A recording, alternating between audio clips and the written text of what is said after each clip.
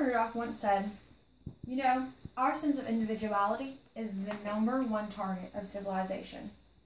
And Mr. Rudolph was talking about conformity, and he wasn't wrong.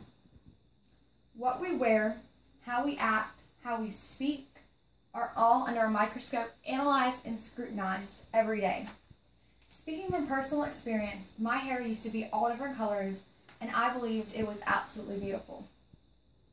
But because my hair was deemed unusual, my job made me change it. And they even said it was because it didn't fit their image.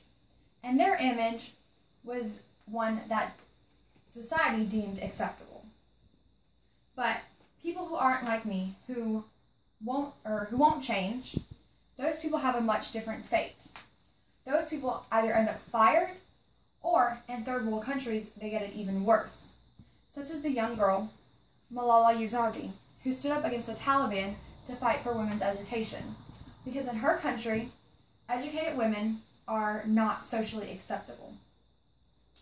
But that is not the first and not the last attack on individuality. Our individuality has been attacked for years by society. And it starts with fashion, such as in the 20s when women weren't allowed to show any skin. And it doesn't stop there. It's the way that people's hair looks, how many piercings they have, how they walk, how they talk, and how they act. And it's being scrutinized 24/7. But also, as the days and years pass, our society has become more accepting of one another. Such as back in the 70s and 80s, when majority of the only people that had tattoos were criminals and were military men.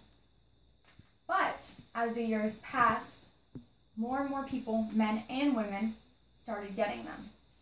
And so, the society started becoming more accepting of them, just as many other things, such as the way that women can show their skin.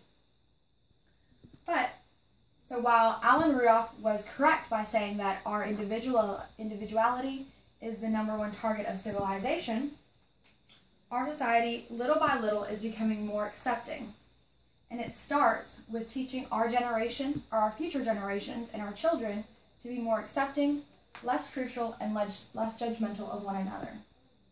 So, while our individuality is under attack, we can work together to fight against this, because our individuality is what makes our civilization great.